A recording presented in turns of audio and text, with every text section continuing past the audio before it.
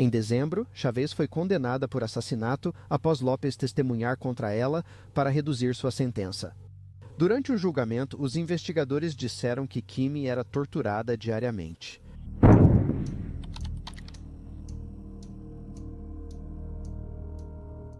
Kimberly Lopes nasceu em 19 de junho de 2012, filha de Mayra Chavez e Omar Lopes.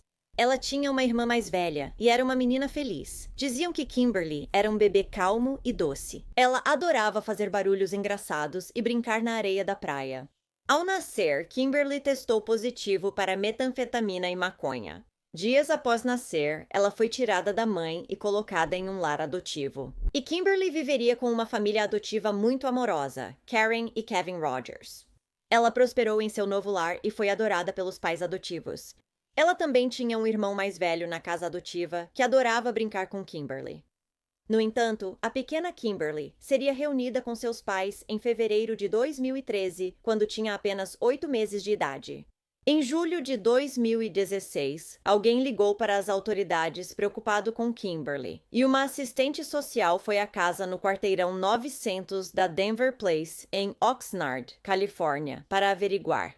Mas ninguém acabou atendendo a porta, então Kimberly não foi vista nesse momento. Diziam que Kimberly estava sob os cuidados do pai, Omar, e da mãe. Mira podia ir visitá-la, mas só se fosse supervisionada por Omar ou pela mãe de Mira.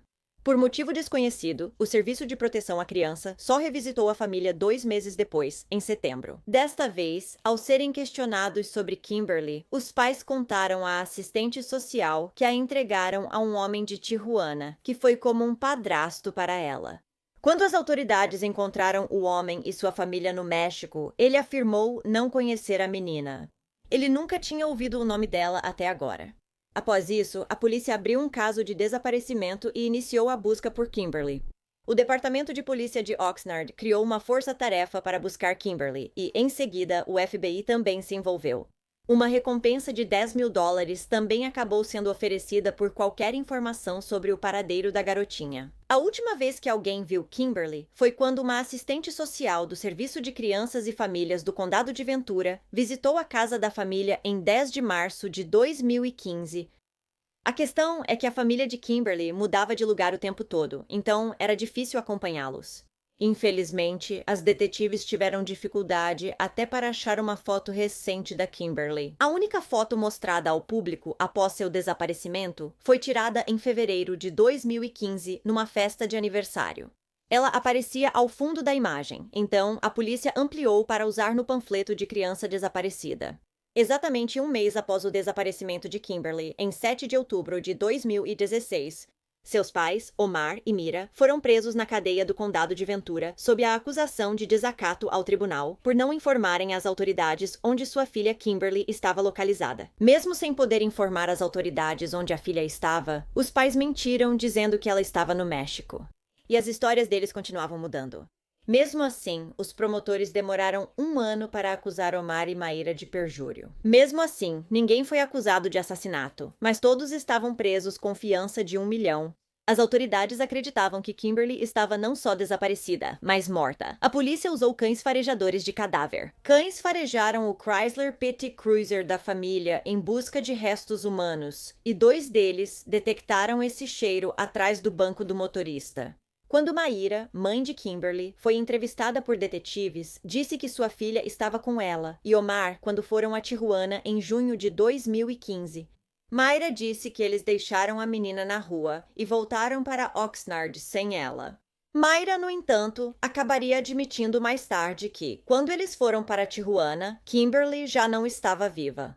Ela disse que a menina caiu da cama e depois teve várias convulsões. Mas ela nunca a levou ao hospital porque a menina parecia estar bem até o momento em que parou de respirar. Mas essa não era toda a verdade, e a polícia só descobriria toda a verdade quando ouvisse uma gravação de uma conversa telefônica entre Omar e Mayra. Durante essa conversa, Mayra informou a Omar que tinha dito à polícia que Kimberly havia morrido, mas não contou que Kimberly tinha batido a cabeça. Enquanto ela trocava a fralda dela, Mayra instruiu Omar a não contar à polícia sobre a parte da fralda, mas Omar acabou ignorando essas instruções. Ir direto à polícia e contar o que aconteceu com Kimberly. Quando Maíra foi reentrevistada após a polícia obter essa informação, ela admitiu ter mentido antes e contou o que realmente aconteceu com sua filha. Aparentemente, no final de junho de 2015, Maíra voltou para casa um dia e encontrou sua filha Kimberly com a fralda suja. Irritada, Maíra puxou a calça dela para baixo e puxou seus pés, fazendo-a cair.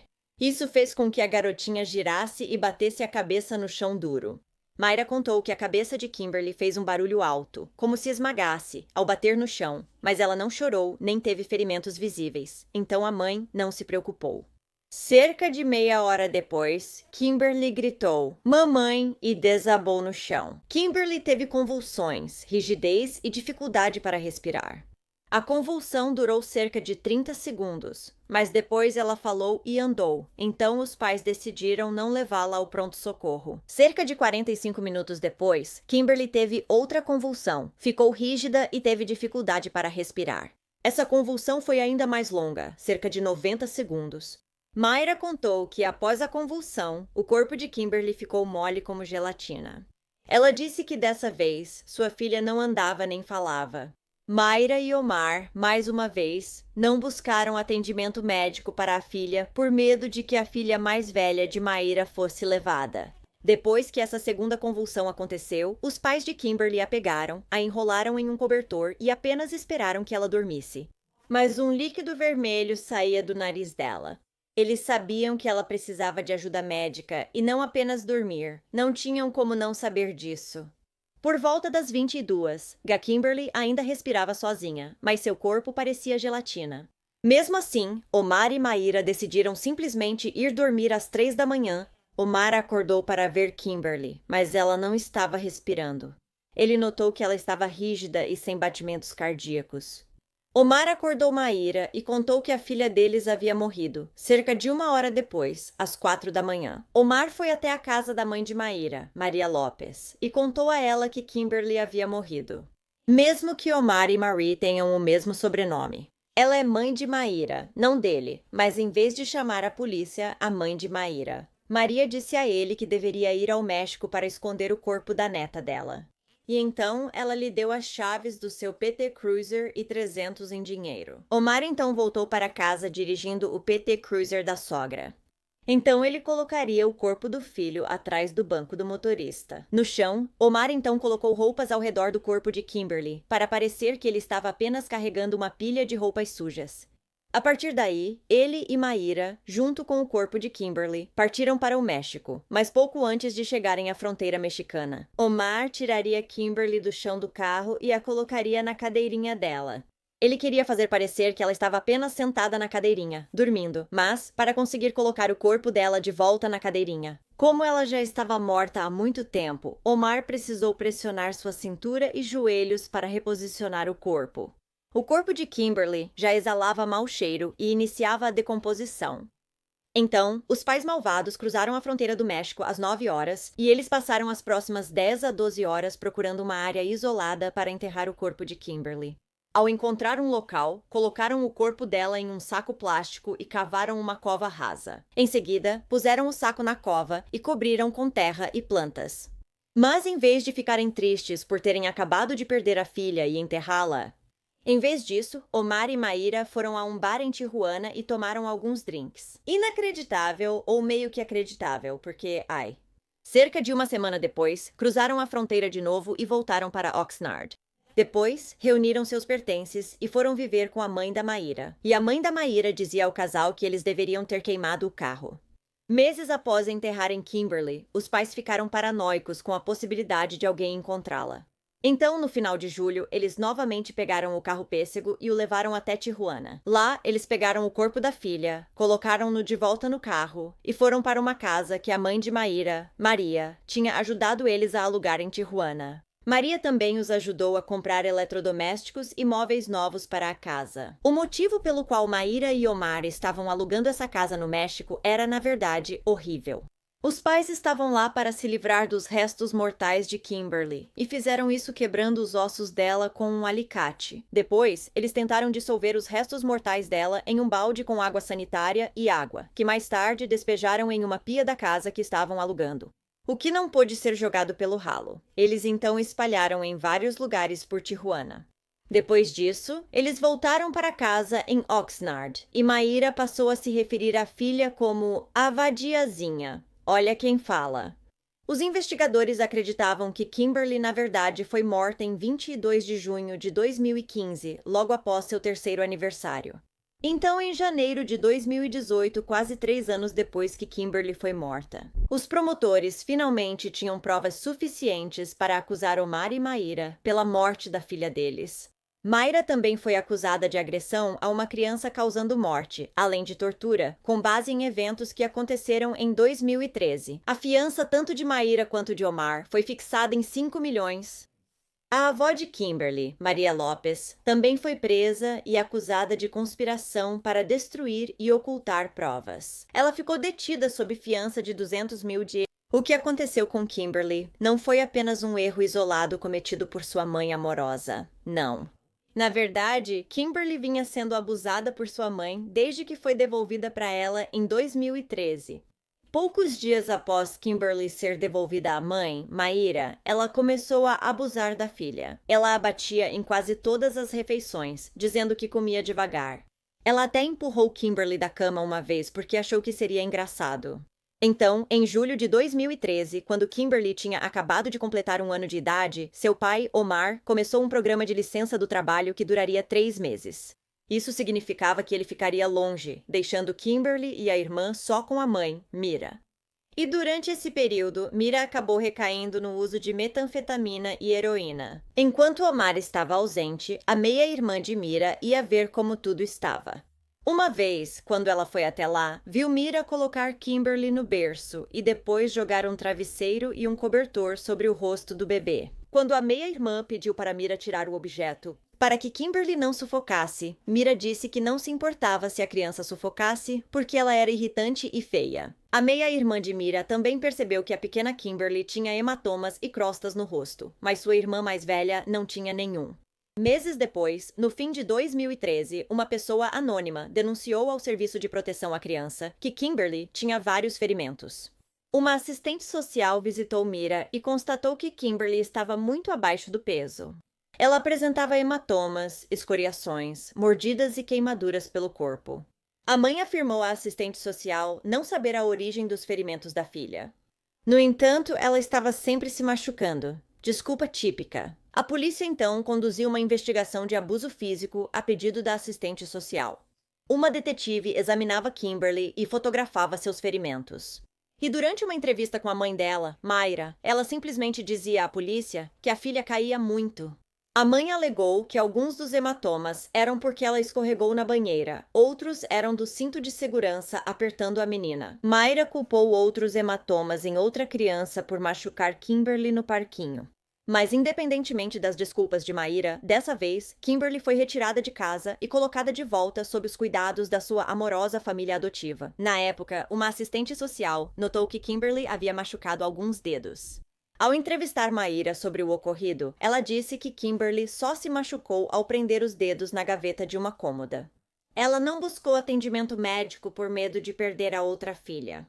Mayra também admitiu nesse momento que amava mais sua outra filha do que amava Kimberly. Mayra conseguiu recuperar novamente a guarda de Kimberly e de sua irmã mais velha, depois de fazer cursos sobre drogas e de parentalidade. Na época em que Kimberly foi morta, Maíra e Omar haviam recebido ordem para não morarem juntos com as duas meninas. O casal mentiu aos assistentes sociais, afirmando que haviam terminado e não moravam juntos o tempo todo. Mayra, Omar, Kimberly e a irmã mais velha dela moraram juntos por meses, enquanto Kimberly ainda vivia. Sua mãe, Maíra, a castigava constantemente, 1 ou 2 vezes ao dia. Ela deixava Kimberly de castigo no canto por até 4 horas seguidas. Enquanto isso, ela a fazia cobrir o rosto com um gorro. Ela também batia em Kimberly com as mãos, um sapato e uma espátula, e fazia a menina tomar molho de pimenta. Ela batia no rosto e no peito da menina quase em todas as refeições e cutucava os olhos da menina. Mayra também obrigava Kimberly a tomar banho com água fria regularmente e frequentemente puxava o gorro sobre os olhos dela e jogava água por cima. Omar, pai de Kimberly, só tentou impedir o abuso de Maíra contra a filha uma vez. Ele tentou impedi-la de puxar o cabelo da menina uma vez, mas isso deixou Maíra ainda mais brava e ela jogou um pote na cabeça de Kimberly. Isso fez com que ela sangrasse e a mãe malvada apenas riu disso. Omar disse que não interveio novamente, porque ele não só tinha medo de que os serviços sociais tirassem a filha mais velha de Mira, mas também disse que tinha medo de que Mira machucasse Kimberly ainda mais. Agora, por volta de abril ou maio de 2015, tanto Omar quanto Mira estavam usando metanfetamina regularmente. Em meados de junho, Omar também saiu de casa por um tempo. E ao voltar, ele viu que metade do rosto de Kimberly estava machucado. Em abril de 2018, Omar aceitou testemunhar contra Maíra em troca de um acordo judicial. A acusação de homicídio em segundo grau foi retirada e ele se declarou culpado apenas por perjúrio e colocar uma criança em perigo. Ele foi condenado a 14 anos de prisão e Maíra Chaves, mãe de Kimberly, por homicídio em segundo grau, agressão infantil com morte e tortura. Ela foi condenada a 37 anos de prisão perpétua e mais 5 anos por 2 acusações de perjúrio. E antes que a avó de Kimberly, Maria Lopes, pudesse ir a julgamento, ela também aceitou um acordo judicial. Ela seria condenada a só 180 dias de prisão por ajudar a ocultar o assassinato de Kimberly, o que considero totalmente insuficiente. Um serviço memorial foi realizado na Oxnard High School em 16 de março de 2019 para Kimberly Lopes por sua família adotiva, os Rogers. Seu pai adotivo, Kevin Rogers, disse: "Kimmy nos amava e nós a amávamos. Estamos aqui para lembrar disso e para que todos saibam que ela era amada. E para pedir que vocês promovam mudanças, onde e como puderem, pois isso honraria a vida dela mais do que qualquer coisa. Ainda estamos tendo dificuldade para entender toda essa história. Nós a amávamos tanto e queríamos muito adotá-la." A família convidou todos os afetados pelo caso a se juntar a eles. Karen Rogers, mãe adotiva de Kimberly, falou aos enlutados ao lembrar da filha: "Eu tinha outros nomes para ela se a adotássemos, mas esse era seu apelido carinhoso. Demos um nome e uma identidade a ela como nossa. E também privacidade de qualquer pessoa que pudesse ter conhecido um bebê chamado Kimberly, que estava sob cuidados temporários. Isso é importante agora, já que nos disseram que nossa família foi a única que realmente a amou. Isso é importante agora porque estamos realizando um serviço memorial para ela 4 anos após sua morte. Por anos, ninguém percebeu que ela estava desaparecida. Não conseguiram encontrá-la e, finalmente, foi considerada falecida com base nas evidências. Levou anos para descobrirmos que ela não estava bem e o que realmente aconteceu com ela. Por isso, agora é muito importante para nós reivindicá-la como nossa. Embora nenhuma lei nos tenha dado o direito de nomeá-la e criá-la enquanto ela estava viva. Acho irônico que agora sejamos apenas nós que a defendemos e damos a ela o único nome pelo qual foi plenamente amada. Kimmy era a minha única menininha, o último bebê que eu teria. As páginas de mãe não conseguem expressar como foi essa experiência para mim e para ela. Eu gosto de descrever isso para as pessoas como mágica. O vínculo entre uma mãe e um bebê é intenso, pessoal e sagrado. Nos primeiros meses em que a tivemos, eu me tornei a mamãe dela, e isso é simplesmente a coisa mais preciosa e incrível do mundo de se testemunhar e vivenciar. Nós nos apaixonamos uma pela outra até hoje. Eu posso sentir a respiração dela no meu rosto e ver os olhos dela se iluminarem quando eu entro no quarto. Me ajoelhei quando ela me alcançou e fechei meus olhos. E me lembro de como ela sorriu para mim e segurou meu rosto perto do dela para poder se aproximar e me beijar.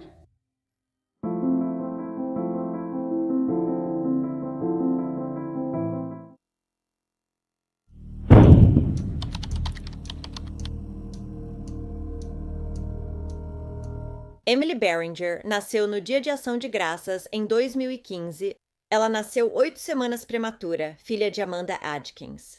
Emily tinha um sorriso lindo e era um bebê muito agradável e feliz. Ela quase nunca chorava. Emily tinha 3 irmãos, com quem adorava brincar.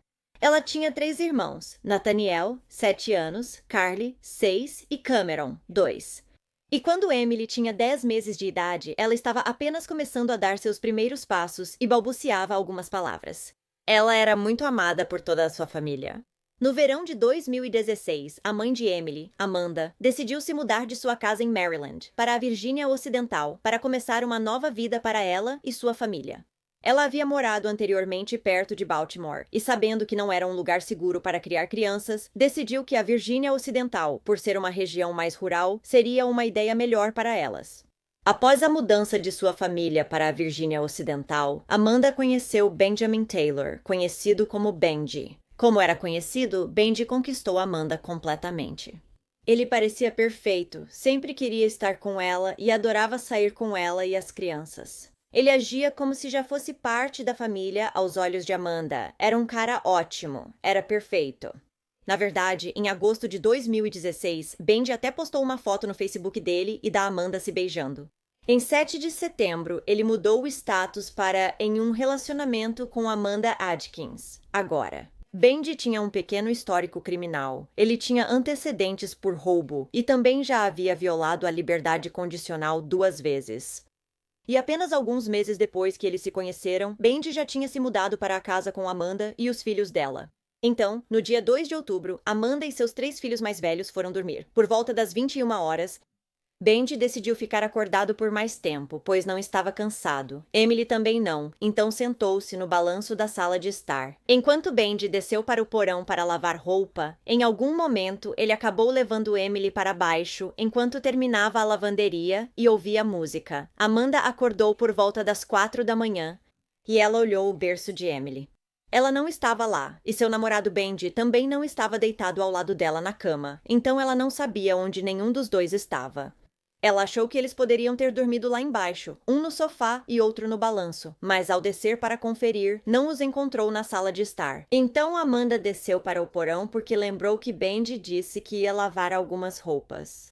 E lá, ela encontrou a cena mais horrível. Ela encontrou Benji sem camisa, ajoelhado sobre sua filha nua, com as calças desabotoadas. As luzes do porão estavam fracas, e Amanda não conseguia entender direito o que estava acontecendo. Ela perguntou o que ele estava fazendo. Benji apenas disse que estava secando a Emily. Ela perguntou por que ele estaria secando a Emily tão cedo de manhã no porão. E foi então que ela percebeu que havia algo errado com o rosto da Emily, e ela foi até o Benji. E o rosto da filha dela, da Emily, estava coberto de sangue. Ela estava fazendo um som de gorgolejo e estava fria ao toque. Amanda imediatamente a pegou e deu um tapa no rosto de Benji, gritando: "O que você fez?" "O que você fez?" Ela correu escada acima e ligou para o 911. Ela disse à atendente que Emily estava sangrando pela vagina e gritou ao telefone: "Acredito que ele a abusou." E na ligação para o 190 dá para ouvir Amanda gritando com Benji: "O que diabos você fez com ela?" Porque ela estava nua. Quando os primeiros socorristas chegaram à casa de Amanda, na Meadowlark Lane, em Ripley, West Virginia, encontraram Amanda em pé, segurando Emily, e ela estava coberta de uma quantidade significativa de sangue. Um policial pediu para Benji levantar a camisa e isso revelou uma mancha de sangue. Ele disse aos policiais que devia ser quando pegou Emily no colo. Uma policial também percebeu sangue na coxa de Benji, que parecia ser de Emily. Emily foi levada rapidamente ao hospital de Charleston e declarada com morte cerebral enquanto Amanda a segurava nos braços. 2 dias depois, em 5 de outubro, Amanda tomou a difícil decisão de desligar o suporte de vida dela, e Emily foi declarada morta. Os médicos da sala de emergência disseram à polícia que os ferimentos traumáticos de Emily provavelmente foram causados horas antes dos socorristas serem chamados. Uma autópsia feita na menina confirmou que Emily tinha sangramento extenso e que seus ferimentos eram compatíveis com penetração por um homem adulto. Ela também tinha ferimentos na cabeça que sugeriam que havia sido jogada no chão ou atingida com força por um objeto pesado. A causa oficial da morte foi fratura no crânio. Benji foi preso e acusado de agressão sexual em 1º grau, mas depois foi acusado de assassinato em 6 de outubro. Após sua prisão, Benji Taylor disse à polícia que tinha levado Emily para o porão, mas que tinha desmaiado. A última lembrança era lavar roupa. Ele disse que tomou 8 cervejas após as 14 horas e à meia-noite também havia fumado maconha com Amanda. Mais cedo, uma policial que chegou à cena disse que Benji não parecia nem um pouco intoxicado. Porém, Ao chegar, disse que desmaiou cerca de 10 vezes e que cada episódio pode ter durado de 30 a 40 minutos ou até 5 a 6 horas. Ele não fazia ideia. E ele também afirmou que não conseguia se lembrar de ter lavado o sangue do bebê na pia para tentar esconder as evidências. Mas a verdade é que Benji não fez nada para salvar o bebê do ferimento que ela sofreu depois que ele a atacou. A polícia também examinou o celular de Benji e descobriu que ele buscava pornografia legal desde as 2h52 da manhã até cerca de 3h17 da manhã. O celular de Benji também mostra que ele fez uma ligação de 9 segundos para um contato salvo como casa. Aconteceu às 4h54 da manhã. Isso foi cerca de 6 minutos antes da primeira equipe de resgate chegar à casa. Depois, recebeu uma mensagem do irmão perguntando se estava bem. Acho que ele tentou ligar para esse número, mas ninguém atendeu. Por volta das 5h14 da manhã, Benji responde: "Besteira, cara, mas não se preocupe, uma hora eu vou morrer." Foram encontradas grandes quantidades de sangue em cobertores e roupas no porão. Os investigadores da polícia obtiveram um mandado para pegar as roupas de Benji daquela noite e uma amostra de DNA. Ele foi mantido na Penitenciária Regional do Sul Central, sob uma fiança de 2 milhões. Em 5 de outubro de 2016, foi feito um pedido ao governo federal para enforcar Benjamin Taylor publicamente. Ela reuniu várias assinaturas, como era de se esperar, antes de ser retirada. Em março de 2019, o caso foi a julgamento. Ele durou 5 dias. Benji usou colete à prova de balas, capacete e algemas durante quase todo o julgamento. Durante o julgamento, muitos depoimentos e testemunhas foram apresentados sobre o caráter. As testemunhas incluíram uma amiga de longa data de Benji, a namorada do irmão de Benji e a mãe do filho de Benji. Sim, ele tinha um filho pequeno na época. Ele fez isso. O pai de Benji, a mãe de Benji, o irmão de Benji e a namorada do irmão de Benji. Disse que ele esteve ao lado dela durante toda a gravidez e quando o namorado dela estava lidando com problemas de saúde. Ela afirmou que ele foi uma influência positiva para o filho e nunca demonstrou comportamento sexual ou agressivo na sua presença. Bretna Garnes, mãe do filho de Benji, testemunhou que ele também passou tempo com a filha dela e que ela não tinha reclamações sobre como ele era com as crianças. Ela continuou dizendo que havia momentos em que Benji bebia, que ele ficava muito quieto, mas nunca se tornava agressivo ou excessivamente sexual. Ela disse que nunca poderia imaginar que ele faria o que estava sendo acusado de fazer. Isso vai te irritar porque não é algo que você costuma dizer. Durante o julgamento do assassinato de um bebê, o pai de Benji decidiu dizer ao tribunal que tinha orgulho do filho por quem ele era. Ele também disse que Benjamin nunca tinha sido violento, agressivo ou sexualmente inapropriado. Ele contou ao júri que se lembra de sua esposa acordando-o na manhã de 3 de outubro de 2016 e que eles correram para a casa de Amanda. David disse que Amanda parecia calma e que ela nunca demonstrou raiva quando ele a levou ao hospital. O pai de Benji continuou dizendo que ficou surpreso ao saber que as autoridades e os paramédicos descreveram Amanda como estando angustiada e histérica naquela manhã, porque ele só se lembra dela estando calma. Isso acabou de acontecer com a filha dela, e pelo que foi ouvido na ligação para o 911, não há mais o que dizer. No tribunal, uma gravação mostrou Amanda gritando e chorando histericamente no hospital. E então, a mãe de Benji, Rita Taylor, continuou dizendo que acreditava que Amanda estava fingindo o seu desespero. O irmão de Benji, Zachary Taylor, não tinha muito a dizer, mas ele disse que era uma boa influência para seus filhos e que não havia nenhuma possibilidade de ele ter feito o que foi acusado de fazer. A mãe de Benji, Rita, compartilhou histórias sobre a bondade de Benji com seu próprio filho, seu sobrinho e outras crianças da família. E ela também lembrou que seu filho teve 3 episódios em que usou drogas ou álcool no passado, e ele simplesmente ficou deitado lá. Ela afirmou que seu filho não poderia ter feito o que foi acusado. Ela também recebeu um telefonema na manhã de 3 de outubro. Era o Benji, ele disse que a amava e então desligou.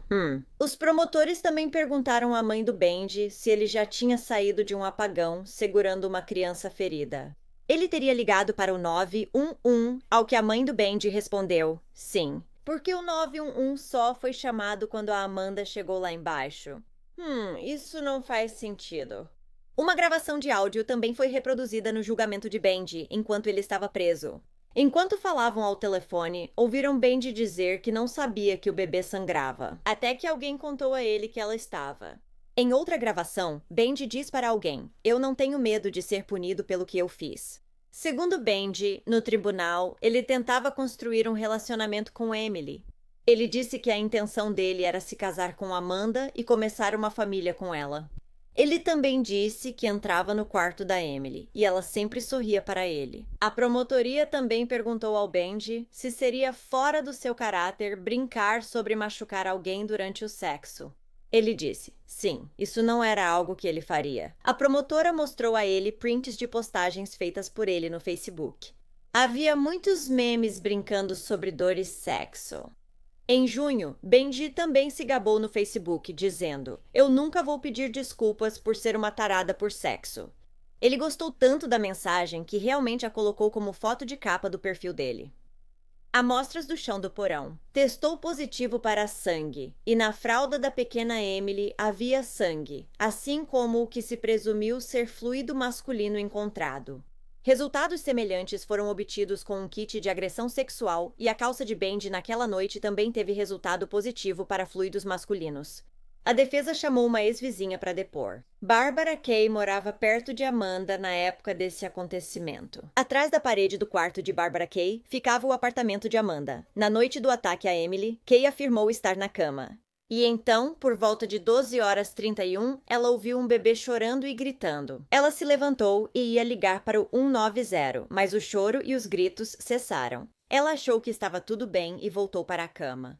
A advogada de defesa do Benji afirmava repetidamente que ele era acusado injustamente. Ele disse que a polícia deveria focar em outras pessoas também, e não apenas no Benji. Após cerca de 2 horas de deliberação, os jurados consideraram Benjamin Taylor culpado de homicídio em primeiro grau, morte por abuso infantil e abuso sexual por um responsável. O júri recomendou sentença de não após o veredicto de culpa. Misericórdia para Benjamin Taylor, o que significava que ele enfrentaria prisão perpétua sem possibilidade de liberdade condicional, e Benjamin Taylor recebeu prisão perpétua pela acusação de homicídio em primeiro grau pela morte de uma criança por abuso infantil, sendo condenado a 40 anos. Ele também foi condenado a 10 a 20 anos por abuso sexual por responsável, e terá que pagar multa de 5.000. Essas sentenças devem ser cumpridas em sequência. Benjamin Taylor demonstrou emoção pela primeira vez no julgamento hoje. Ele encarava à frente, sem olhar para as provas exibidas no projetor do tribunal. Ele nunca chorou quando fotos gráficas e horríveis do corpo machucado de Emma foram exibidas.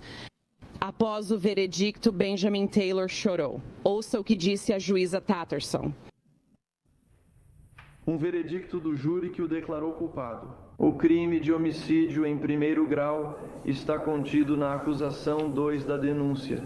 Culpado de morte por abuso infantil, conforme consta na acusação 3 da denúncia. Abuso sexual de uma menina, verifique se esse foi o veredicto na época. Os familiares dizem que, enfim, sentem que a justiça por Emily foi feita. A advogada de defesa dele disse que eles planejavam entrar com um recurso porque havia provas que o júri não ouviu corretamente. Em abril de 2017, o governador Jim Justice sancionou uma lei que aumenta a pena para pessoas condenadas por abuso infantil que resulte em morte. Ela se chama Emily. Uma grande multidão se reuniu na noite de sexta-feira, 7 de outubro de 2016, em Pasadena, Maryland, para uma vigília à luz de velas em memória de Emily. Pessoas de várias comunidades se reuniram para demonstrar seu amor e apoio. Os parentes de Emily usaram fotos dela em suas camisetas. Eles pediram privacidade, mas agradeceram à multidão pelo carinho recebido. O funeral de Emily Beringer foi realizado na casa funerária McCulley Poliniak, em Pasadena, Maryland, no domingo, 16 de outubro de 2016. Emily Beringer foi sepultada e homenageada no Glen Haven Memorial Park, em Glen. Bernie, bem, obrigada por ouvirem toda a história da Emily hoje.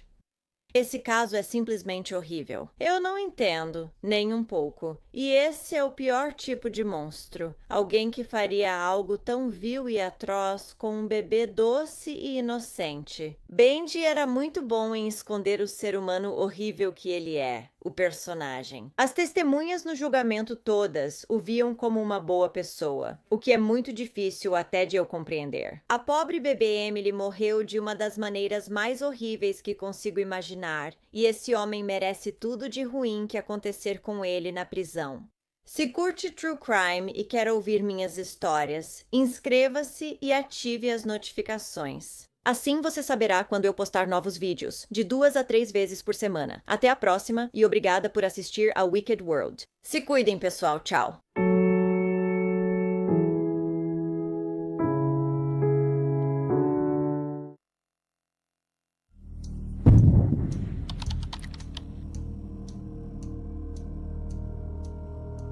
Jasmine Rose Robin nasceu em 30 de abril de 2018 em Houston, Texas.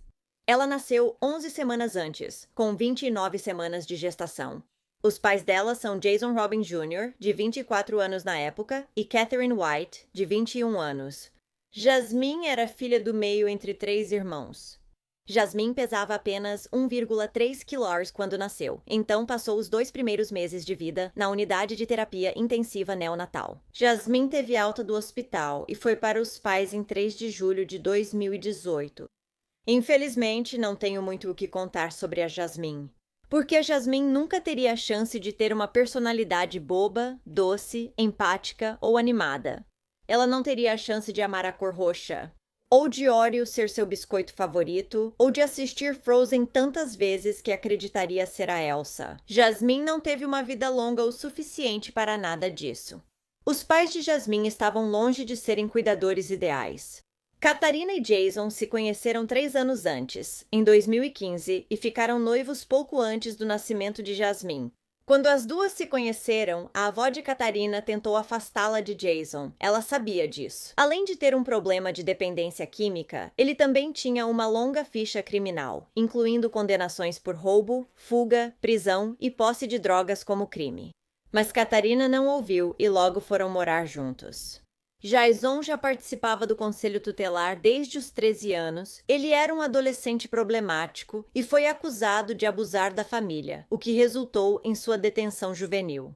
Então, ambos os pais tinham investigações abertas com o conselho tutelar na época em que Jasmine nasceu, porque eles também tinham um filho mais velho. Em março de 2018, a polícia recebeu uma ligação anônima acusando Jason de agredir o filho do casal, então com 2 anos. A pessoa que fez a ligação anônima também disse que Catarina beliscou o menino por baixo da camisa. A pessoa que fez a denúncia disse que o menininho tinha hematomas no estômago, nos braços, nas pernas e nas nádegas. Mas o conselho tutelar não deu seguimento a essas alegações, porque não conseguiu encontrar onde estavam Jason e Catarina. O relatório oficial do conselho tutelar afirma que nenhum dos pais da criança cooperou com a investigadora do conselho tutelar ou informou à investigadora o novo endereço deles. Enquanto o conselho tutelar não localizava a família, Jason teve ao menos um problema com a polícia. Na verdade, ele foi preso e fichado por uma acusação de fuga da prisão em abril de 2018. Uma semana depois, Jasmine nasceu. Como mencionei, Jasmine foi levada para casa pelos pais em 3 de julho de 2018, mas apenas 11 dias depois, eles estavam levando Jasmine de volta ao hospital. Mas dessa vez, para a sala de emergência, Catherine e Jason levaram Jasmine ao Hospital Memorial Hermann de Pearland. Eles relataram convulsões do bebê, mas os médicos identificaram que Jasmine tinha um grave trauma craniano. Eles notaram ossos quebrados, marcas de mordida, hematomas nos olhos e depois descobriram hemorragia cerebral. A polícia foi chamada. No dia seguinte, a pequena Jasmine passou por exames para testar a atividade cerebral. Infelizmente, após muitos exames, todos deram o mesmo resultado. Não havia atividade cerebral. Jasmine Rose Robin faleceu em 15 de julho de 2018 e ela tinha pouco menos de 11 semanas de vida. Por algum motivo, os policiais de Houston não prenderam Catherine nem Jason naquele dia, mesmo com os sinais de abuso no corpo da pequena Jasmine sendo muito evidentes. No entanto, eles iniciaram uma investigação e, enquanto estavam no hospital, conversaram brevemente com o casal. Jason contou que, na véspera da morte de Jasmine, acordou às 2h para dar mamadeira ao bebê. No início, ela recusou, mas depois aceitou a mamadeira. Mas ele disse que, depois de alguns minutos, a bebê Jasmine ficou mole. Jason disse que quando percebeu isso, fez massagem cardíaca na pequena Jasmine imediatamente. Ele disse que ela parecia normal depois disso, e também disse que ela adormeceu tranquila e mais rápido do que ele já tinha visto. Sim, provavelmente porque ela teve danos cerebrais. Eles decidiram levá-la ao hospital, quando recusou 2 mamadas e não agia normalmente. Eles contaram aos investigadores que cerca de 1 semana antes da morte de Jasmine, também precisaram fazer reanimação cardiopulmonar nela. Jasmine pareceu engasgar com a mamadeira e parou de respirar. Fizeram reanimação cardiopulmonar, mas ao recobrar a consciência, não a levaram ao hospital. Temiam que o conselho tutelar a levasse se agissem assim. 9 meses após a morte de Jasmine, ambos os pais ainda estavam livres, vivendo suas vidas, e Jason fez uma postagem no Facebook. Dizia: "Ontem foi o aniversário da nossa filha, Jasmine, minha e de Catherine, e sim, ela teria completado 1 ano de idade. Deus nos céus precisava dela de volta em casa, pois ela já havia cumprido seu propósito, e era a hora dela. Ela tinha 2 meses. Qual propósito ela já tinha cumprido nessa idade?" Ele continuou dizendo: "Hoje foi, sem dúvida, o dia mais difícil de superar sem simplesmente querer me encolher em posição fetal e chorar até não aguentar mais. Foi tão ruim que fiquei quase o dia todo em silêncio. Papai te ama e sente muito sua falta. Jasmine Rosa Robin." Quando a autópsia de Jasmine foi finalmente realizada, ficou ainda mais evidente que o que foi feito com ela foi intencional. O relatório final da autópsia só ficou pronto em maio de 2019. Neste relatório, foi indicado que a bebê Jasmine tinha uma fratura no crânio, 9 contusões no tronco, costelas quebradas e vários traumas nos braços e pernas. Ela tinha 96 fraturas no total, sendo 71 delas nas costelas, e 23 eram fraturas de ossos longos. Ela também tinha hemorragias retinianas, além de sangramentos cerebrais antigos e recentes. O relatório observou que o cérebro de Jasmine estava bastante liquefeito. Cerca de 1 mês após o relatório final da autópsia e quase 1 ano após a morte de Jasmine, seus pais foram presos. Em 24 de junho de 2019, Jason Robin Jr. foi preso e acusado de assassinato. Catherine White foi presa na manhã seguinte, em 25 de junho, e foi acusada de lesão corporal em criança por omissão. Jason ficou preso na cadeia do condado de Harris, enquanto Catherine pagou fiança e voltou à vida pública. Os promotores, que haviam recebido o relatório final da autópsia de Jasmine, acreditavam que Jason matou sua filha recém-nascida ao golpeá-la com um objeto contundente, além de possivelmente com a própria mão. E ele a sacudiu. A promotora Kim Og declarou, após a prisão do casal, que as evidências indicam que Jasmine foi vítima das pessoas que mais deveriam protegê-la. Após investigação minuciosa, apresentamos acusações e buscaremos justiça por Jasmine. A família de Catherine White negou o envolvimento dela nesse crime horrível. Ela teve 3 filhos. Um está sob cuidados de adoção, outro com a família. O terceiro está morto. Catherine White ficou diante de um juiz pela primeira vez. Uma mãe responde por lesão a uma criança por omissão e seu namorado Jason Robin foi acusado de assassinato. Uma autópsia revelou que a filha deles, de 10 semanas, Jasmine, primogênita e prematura, sofreu 96 fraturas, incluindo uma fratura no crânio, em sua curta vida. Uma juíza fixou a fiança em 5 mil. Jason ainda não compareceu. Ambos foram presos nas últimas 24 horas e a família da mãe diz que Catherine não estava envolvida. Eu sinto muita falta da minha neta e realmente quero justiça para minha neta. As acusações contra minha filha, eu sinto que são algo que ela não fez, algo em que ela não estava envolvida durante o julgamento. Debateu-se se a jovem de 21 anos pode ver os outros 2 filhos do casal. Um está sob cuidados de uma família adotiva, o outro está com os pais de Jason. Em uma declaração ao Eyewitness News, eles escreveram, abre aspas, ambos tinham temperamentos violentos, mas nunca imaginamos que isso aconteceria. Perdemos um anjo lindo e forte que lutou para voltar para casa, um neto perdido para o sistema. Estou muito feliz por termos minha neta JC, que é amada e valorizada diariamente. A juíza encaminhou a proibição de contato para outra juíza do Tribunal Distrital.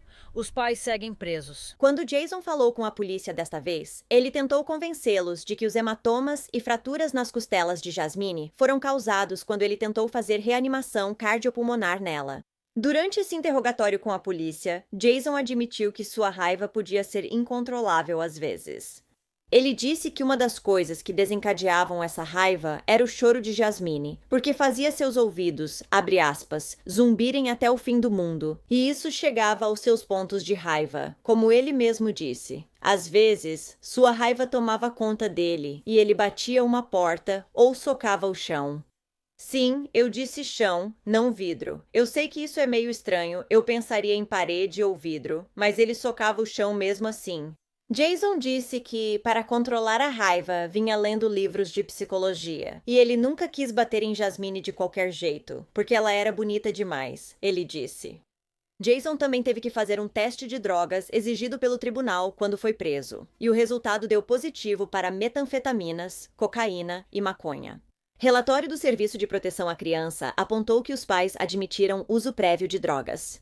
Quando os policiais falaram com Catherine sobre a morte de Jasmine, ela tentou culpar o sangramento cerebral nos funcionários do hospital que fizeram a ressuscitação ao receber Jasmine. É, né? Mais tarde, ela disse às autoridades que uma mulher que morava no prédio do casal era responsável pelos ferimentos de Jasmine. Na época da morte de Jasmine, Jason e Catherine tinham uma amiga da família morando com eles. Quando ele falou com a polícia, ele disse que tinha visto o balanço de Jasmine com sangue. Catherine pediu que ele movesse o balanço de Jasmine e suas outras coisas. Porque se ela voltasse do hospital e visse tudo lá, ela ficaria muito triste. Ela afirmou ao amigo da família que o sangue visto no balanço era apenas da língua de Jasmine, mas ele discordou, dizendo que era sangue demais para ser só da língua dela. Esse amigo disse à polícia que tentou convencer Catherine e Jason a levarem Jasmine ao pronto-socorro quase uma semana antes de eles realmente irem. O amigo contou aos investigadores que a pequena Jasmine tinha sofrido uma crise de engasgo e tosse, e que ela tinha parado de respirar. Mas, como Jason já havia dito antes, ele fez massagem cardíaca na pequena Jasmine e conseguiu reanimá-la. Quando a amiga da família que estava hospedada com ele sugeriu que levassem a bebê ao hospital, Catherine disse que estava muito cansada e precisava descansar. Tiraram um cochilo em vez disso. Primeira lição de maternidade: tire um cochilo antes de levar seu filho ao hospital. Também havia uma pediatra que tinha visto Jasmine apenas alguns dias antes de sua morte, em 10 de julho de 2018. Ela havia notado hematomas ao redor dos olhos da recém-nascida e sugeriu que Jason e Catherine a levassem ao pronto-socorro, mas disse que eles não pareceram interessados. Agora, os avós de Jasmine, Jason Robin Sr. e Micah Robin, amavam a nova neta e iam visitá-la todos os fins de semana. Na unidade de terapia intensiva neonatal, Robin Sr. tirou várias fotos e gravou muitos vídeos. E Micah mal podia esperar para segurar sua nova netinha, mas infelizmente ela nunca teve essa chance. Depois que Jasmine recebeu alta da unidade de terapia intensiva neonatal, Micah disse que ligava para Catherine todos os dias para saber como estava o bebê. Micah queria muito vê-la, mas disse que a família se mudava sempre. Apenas alguns dias depois que Jasmine foi levada para casa, Jason Sr. e Micah perceberam que algo estava errado. Em uma chamada de vídeo pelo FaceTime, eles perceberam que a pequena Jasmine estava com os 2 olhos roxos e a cabeça inchada. Eles ficaram indignados ao ver que esse novo bebê estava sendo machucado. Eles tentaram ligar tanto para o celular de Jason Jr. quanto para o de Catarina, mas eles ignoraram e mandaram as ligações direto para a caixa postal. Micah diz que ela realmente denunciou o suposto abuso. Mas o conselho tutelar não agiu rápido o suficiente. E só depois que Jasmine morreu é que eles finalmente começaram a investigar o caso que já tinha sido aberto em relação ao irmão mais velho dela, antes mesmo dela nascer. Os avós de Jasmine, Micah e Jason Sr. concordam que o conselho tutelar precisa de novos protocolos, pois o sistema atual não funciona. A mãe de Jason Jr., Micah, não acredita que o filho tenha tido qualquer envolvimento na morte de Jasmine. Pelo menos é o que Micah diz. Ele machucou ela? Muito possivelmente, mas ele matou ela? Eu não vejo isso, mas você acha que ele pode ter machucado ela? Como isso faz sentido? Ele pode ter machucado ela, mas não a matou. Você sabe que, se a feriu gravemente, isso resultou na morte dela, que foi o que ocorreu. Então... ela diz, porque ele foi o único que demonstrou alguma compaixão pelas crianças. Mas não importa quem seja o responsável. Jason Sr. diz que quer justiça para sua neta, mesmo que isso signifique que seu filho tenha que ser punido por isso. Jason Sr. diz: se ele fez isso ou se ela fez isso, se aplicassem a pena de morte, isso não me magoaria. Eu amo meu filho, mas ele tirou algo que nunca pude amar. Na verdade, em 4 de setembro de 2019, um grande júri do condado de Harris aumentou as acusações deles para homicídio. Jason agora estava enfrentando acusação de homicídio qualificado e Catherine de homicídio. Jason continuou preso e Catherine estava em liberdade sob fiança de $40 mil. A bisavó de Jasmine, Virginia White, mãe de Catherine, disse que a situação era de partir o coração e que tudo o que a pequena Jasmine passou foi horrível. Ela defendeu Catherine, afirmando que ela não estava em casa quando Jasmine se machucou. Ela diz que alguém precisa ser responsabilizado pela morte do bebê, mas não acredita que Catherine tenha feito isso. Em junho de 2023, Jason Robin Jr., que tinha 28 anos na época, foi condenado a 45 anos de prisão após se declarar culpado de assassinato. Pela parte dele, na morte da bebê Jasmine, o julgamento de Catherine ainda está pendente, mas como parte do acordo judicial, Jason deve testemunhar contra ela quando o julgamento acontecer. Ele não pode recorrer da condenação e deve cumprir ao menos metade da pena para ter direito à condicional. Micah e Jason Sr., pais de Jason Jr., agora cuidam da filha mais nova do casal. Ela nasceu em abril de 2019, semanas antes do primeiro aniversário de Jasmine. Assim como Jasmine, ela nasceu prematura e passou um tempo na unidade de terapia intensiva neonatal. Mas, diferente de Jasmine, a nova bebê não pôde voltar para casa por causa das acusações contra os pais. Os pais dela, na verdade, seriam presos 2 meses depois que ela nasceu. Então, da última vez que eu vi, os pais de Jason Jr. estavam tentando adotar a menininha. Eles ainda mantêm Jasmine por perto. Eles guardaram o cobertor lilás com borboletas roxas, verdes e azuis em que ela faleceu. Também possuem 2 colares de prata com as cinzas de Jasmine. Uma inscrição no pingente em forma de coração de Micah diz: Deus te tenha em seus braços. Eu te tenho no meu coração. Bem, obrigada por ouvir toda a história de Jasmine hoje. A pequena Jasmine não teve chance de fazer nada além de lutar pela vida desde o começo, e seu corpinho perdeu a batalha. Ela nunca deveria ter passado pelo que passou. E o pior de tudo é que ela foi morta por estar chorando ou simplesmente por ser um bebê. Então, se você gosta de True Crime e quer ouvir de mim, não se esqueça de clicar no botão de inscrever-se aqui embaixo e ativar as notificações também. Assim você saberá quando eu postar novos vídeos, de 2 a 3 vezes por semana. Até a próxima e obrigada por assistir. Mundo cruel, se cuidem, tchau.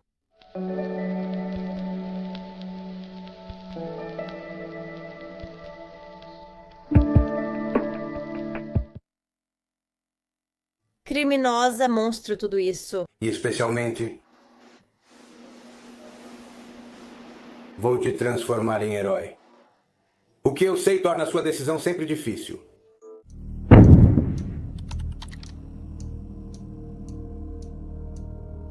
Maurício, ou Isaías, como era chamado Torres, nasceu em 3 de julho de 2008, filho de seus pais, Maurício e Kate Torres.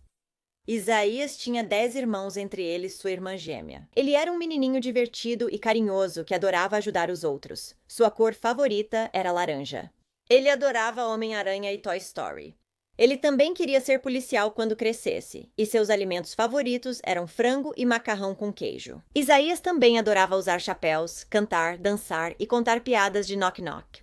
O pequeno Isaías e suas 2 irmãs, Madisona e Mackenzie, também faziam trabalho voluntário no Centro Comunitário Samaritano em Rogers, Arkansas. O diretor contou que ele e a irmã ajudavam semanalmente a montar kits de lanches, enquanto o pequeno Isaías, muito prestativo, gostava de desmontar caixas. Os pais de Isaías, Maurício e Kátia, se conheceram em Jonesboro, Arkansas, e casaram em 2002. Maurício já havia sido casado antes e morava na Califórnia. Ele tinha 2 filhos desse casamento, Maurício Jr. e Erica. Os 2 moravam com a mãe e Kathy tinha 4 filhos do casamento anterior. Os filhos dela se chamavam Nicholas, Bailey, Spencer e Quinton. O casal então teve 2 filhos juntos, que seriam retirados de sua guarda anteriormente. Maurício e Kathy então tiveram uma filha, além de Isaías e sua irmã gêmea, totalizando 11 filhos entre os 2. Em 29 de março de 2015 à tarde, Katy, mãe de Isaías, chamou o 190 porque Isaías não respondia. Quando os primeiros socorristas chegaram à casa da família, na 9 Creswell Circle, em Bela Vista, encontraram o garotinho deitado de costas no chão. Ao serem questionados, o casal explicou que havia retornado de uma viagem de acampamento em família, mas não sabia o que estava errado com o menino. Ao colocar o pequeno Isaías, de 6 anos, na maca, os paramédicos notaram vários hematomas, lacerações e ferimentos perfurantes. Por isso, a polícia foi chamada. Isaías faleceu pouco após chegar ao hospital, às 00h23. No dia 30 de março de 2015, descobriu-se que o menino de 6 anos tinha traumas na cabeça e extremidades causados por objeto contundente. Ele também havia desenvolvido um caso grave de sepse. Essa infecção ocorreu depois que um objeto foi introduzido no reto de Isaías, objeto que a polícia descobriria mais tarde ser um grande pedaço de madeira. Eles também descobriram que Isaías tinha 23 ferimentos distintos na cabeça. Ele tinha dentes arrancados ou quebrados, o nariz quebrado e uma estranha lesão em forma de diamante no abdômen. O pai do menino, Maurício, disse aos médicos que os ferimentos, pelo menos os das costas, eram de uma queimadura química que tinha acontecido meses antes. Depois que Isaías caiu em uma poça de água sanitária no banheiro, segundo Maurício, Isaías foi tratado dessas lesões em um hospital, mas os médicos não conseguiram confirmar isso agora. Quando a casa de Torres foi revistada, a polícia encontrou respingos de sangue nas paredes, no chão e no teto do quarto principal e do banheiro principal anexo. Respingos de sangue também foram encontrados em halteres de 7 quilos que estavam dentro do banheiro e no quarto. Uma ferramenta de lareira com uma ponta em formato de diamante, semelhante à marca encontrada no corpo de Isaías, foi descoberta. Além disso, havia vômito e um estetoscópio encontrados na cama. Então, quando o trailer da família foi revistado, aquele que eles tinham acabado de usar em sua recente viagem de acampamento, os detetives encontraram uma grande mancha circular de sangue em um dos colchões. Entre tudo isso, e o fato de que os pais não demonstraram nenhuma reação emocional quando foram informados de que Isaías estava morto, a polícia levou Maurício e Katy até a delegacia para interrogatório, na entrevista inicial de Katy com os detetives. Ela disse a eles que a família havia chegado em casa por volta das 22h do dia anterior, mas na verdade foi mais cedo, perto das 14 horas. Isaías começou a sentir dor de estômago, então ela lhe deu Pepto-Bismol. De acordo com ela, Isaías estava agindo normalmente quando eles chegaram em casa, e ele até tomou banho e colocou seu próprio pijama. Katia afirmou que depois do banho ela o deixou dormindo no quarto principal. Mas quando ela voltou apenas um momento depois, Isaías não estava respirando, então ela entrou em contato com o 911. A mãe também negou qualquer conhecimento sobre os ferimentos de Isaías, sugerindo, em vez disso, que ele era desastrado e frequentemente esbarrava nas portas. De acordo com ela, Isaías estava com algumas olheiras quando eles voltaram da viagem de acampamento. Ela também tentou dizer que o nariz dele não estava quebrado, mas sim que sempre foi um pouco torto, e negou qualquer irregularidade. Ao ser confrontada pelas autoridades sobre abuso, Katy disse que amava o filho e jamais o machucaria. De acordo com Katy, ela e o marido nunca brigavam e raramente puniam as crianças. A história de Maurício era bem parecida com a de Katy sobre a viagem de acampamento deles e a dor de barriga do pequeno Isaías. Quando eles voltaram para casa, ele disse que deram remédio para ele e se certificaram de que ele ficasse hidratado. De acordo com Maurício, porém, Isaías estava muito difícil de acordar no carro quando eles voltaram para casa.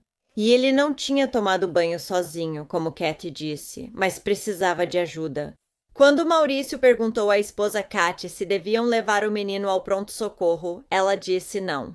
Era só uma dor de barriga, não justificava. Ele também negou qualquer conhecimento de como Isaías havia se machucado. Que o menininho era apenas desajeitado e talvez um vírus tenha sido o que o matou. Ele também afirmou que, em algum momento, talvez os ferimentos de Isaías tenham sido causados por negligência, mas nunca foram infligidos intencionalmente. Maurício chegou a sugerir aos detetives que seu filho poderia ter uma condição não diagnosticada, como hipoglicemia ou diabetes, que pode ter contribuído para sua morte. Ele disse aos detetives que sua esposa, Katia, passava mais tempo com Isaías, mas sabia que ela não machucaria as crianças. Então ele afirmou que só era culpado de uma coisa, que era sua incapacidade de salvar seu filho. E ele havia falhado, não só como pai, mas como homem. Após essas declarações, os detetives pausaram as entrevistas com Maurício, que ficou mais ansioso.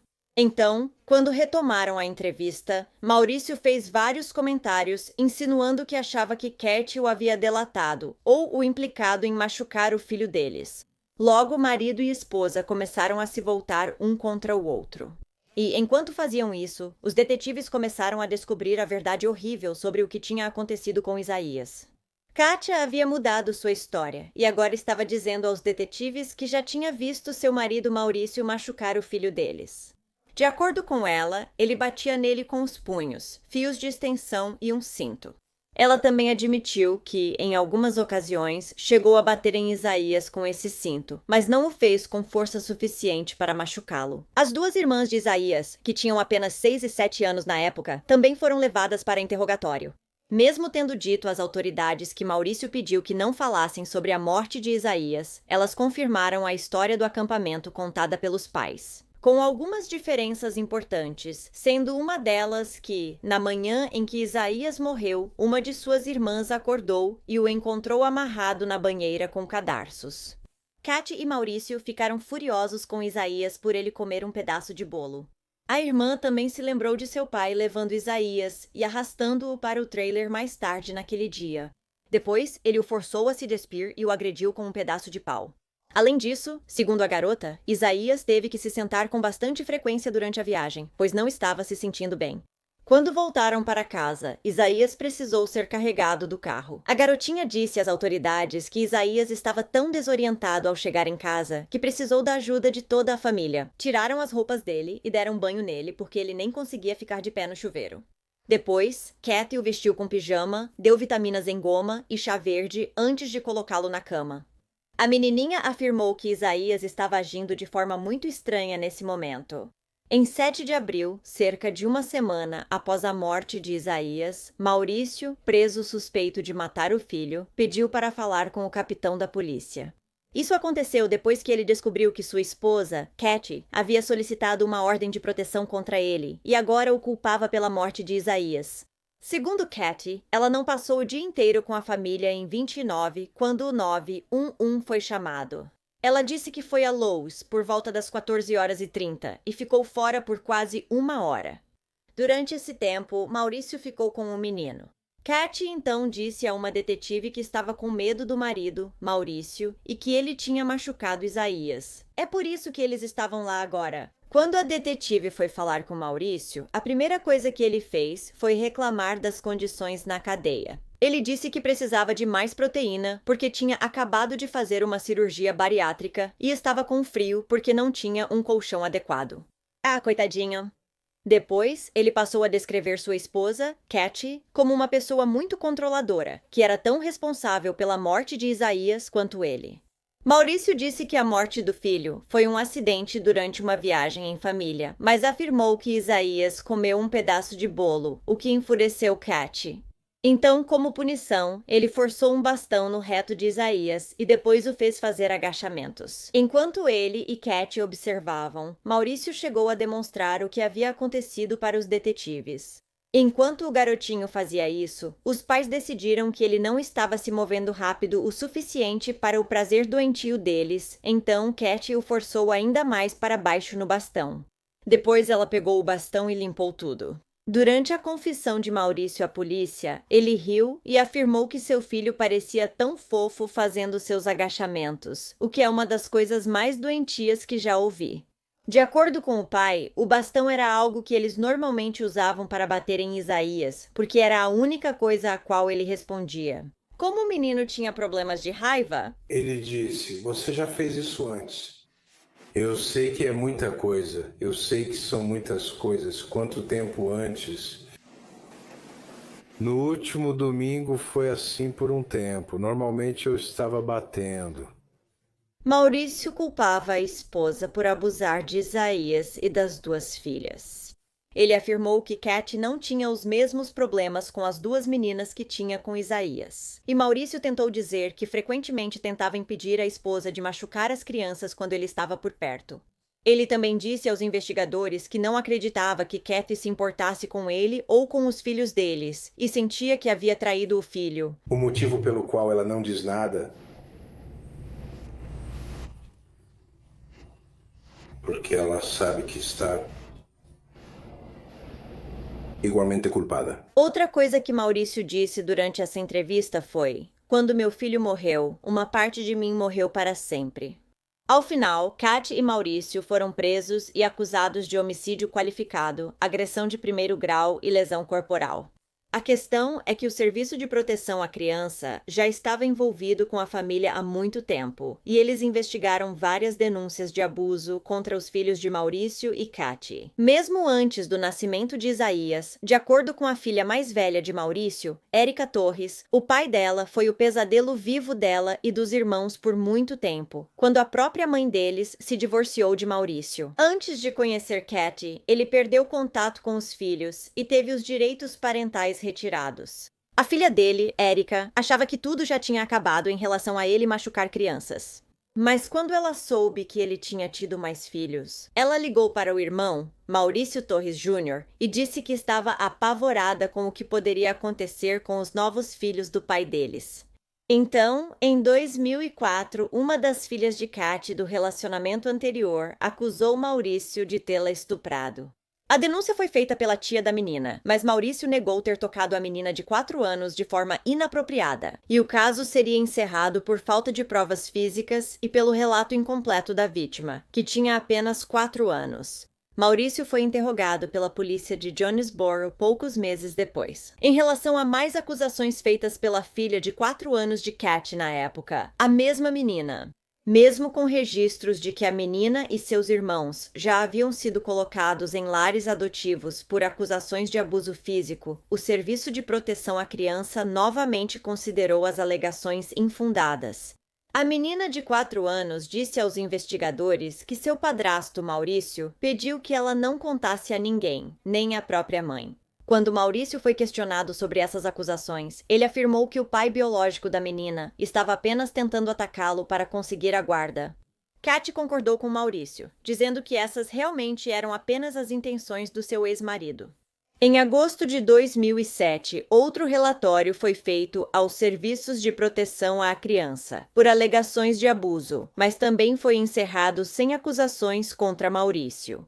Na escola, Isaías era muito feliz e pronto para aprender. Mas, à medida que foi crescendo, seu comportamento começou a mudar e ele ficou mais retraído. Ele também começou a ficar mais irritado e combativo, tanto com seus professores quanto com seus colegas. Seus professores também perceberam que Isaías estava roubando comida de outros alunos e revirando o lixo na tentativa de encontrar algo para comer. Seus professores na Academia Embaixadores de Cristo, onde Isaías cursava o jardim de infância, logo notaram que ele chegava à escola com hematomas e cortes.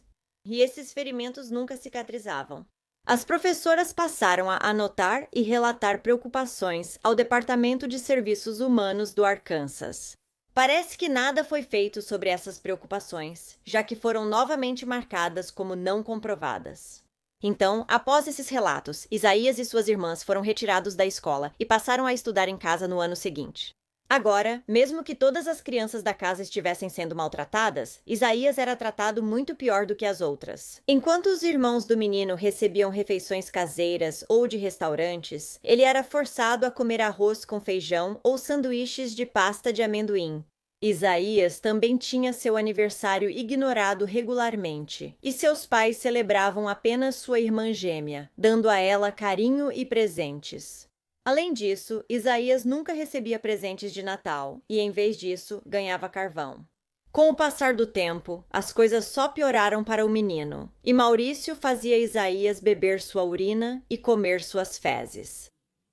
O garotinho não tinha permissão para tomar nada além de banhos frios. Ele era espancado com um cabo, sapatos, paus e socos, e frequentemente era forçado a dormir em uma gaiola de cachorro. Às vezes, Maurício pegava uma cueca, mergulhava em um balde com seu próprio xixi e depois obrigava Isaías a usá-la na cabeça pela casa. Uma vez, Maurício chegou a arrancar os dentes do menino com um alicate e jogou água sanitária em seu corpo.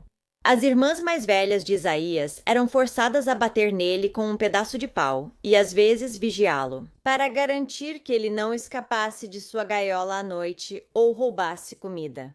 Uma vez, Isaías foi até forçado a ficar dentro de uma lixeira por cerca de um mês. Katia acabou admitindo o assassinato qualificado do filho. Em março de 2017, ela aceitou um acordo judicial que retirou a pena de morte como possível punição. Ainda assim, ela insistiu que não causou nenhum ferimento nele. Kathy seria condenada à prisão perpétua. Quando chegou a vez de Maurício ir a julgamento, sua defesa tentou colocar toda a culpa em Kathy, mas era óbvio que o pai tinha algo a ver com a morte e o abuso de seu filho, Isaías. Durante o julgamento, diversas testemunhas seriam convocadas, incluindo a família de Maurício, que afirmou que a mãe dele nunca esteve presente em sua vida. E seu pai, Edgar Torres, havia punido Maurício quando criança, fazendo-o praticar atividades físicas rigorosas, e ele frequentemente exagerava. Maurício também era atingido com um cinto se diminuísse o ritmo, e era chamado de nomes pejorativos pelo pai. Então, muitos dos filhos adultos e enteados de Maurício subiriam ao banco das testemunhas para descrever o horror que suas vidas tinham sido quando moravam com Maurício. Todos os que testemunharam acusariam Maurício de tê-los agredido fisicamente. Ele batia neles, chutava, jogava de um lado para o outro e frequentemente os puxava e arrastava pelas orelhas. O filho de Maurício, Maurício Torres Jr., relatou que certa vez não conseguiu calçar os sapatos rapidamente. O pai dele o chutou com tanta força que ele vomitou por causa disso, e depois foi forçado a comer o próprio vômito. Ele também afirmou que o pai trancava ele e o irmão em um quarto e os forçava a brigar um com o outro. Quase todos os filhos de Maurício também afirmaram que ele os obrigava a praticar atos sexuais nele, e uns com os outros. Algumas das testemunhas disseram ao júri que chegaram a ser estupradas com objetos. Parecia que Maurício machucar seus filhos era algo muito comum na casa. Os filhos adultos também disseram ao júri que Maurício era o pai dominante no relacionamento, mesmo que ele tenha tentado fazer parecer exatamente o contrário durante seu interrogatório com a polícia. Ao final do julgamento, Maurício Torres foi condenado pelo abuso e morte de seu filho Isaías e, em novembro de 2016, foi sentenciado à morte. Porém, em 2019, isso foi anulado por uma questão técnica na sentença. A Suprema Corte do Arkansas declarou que o abuso sexual de Isaías não poderia ser usado como base para buscar uma condenação por homicídio capital. Mas em março de 2020, Maurício foi condenado novamente pelas acusações. No entanto, isso foi declarado como um julgamento nulo depois que o enteado de Maurício pulou do banco das testemunhas e tentou atacá-lo durante a sentença. Maurício voltou ao tribunal novamente em fevereiro de 2023 e ele implorou ao júri para não ser condenado à morte. Ele foi condenado pela terceira vez e sentenciado à prisão perpétua sem liberdade condicional. Uma mulher chamada Amy Gorley, que não tem ligação com Isaías ou sua família, mas assistiu aos julgamentos de Maurício, criou o Fundo de Bolsas Memorial Isaías Torres em sua memória. Esse fundo apoia financeiramente estudantes do Programa de Estudos de Defesa da Criança na Faculdade Comunitária do Noroeste do Arkansas. O funeral de Isaías foi realizado pouco depois de sua morte, na funerária Emerson, em Jonesboro, Arkansas.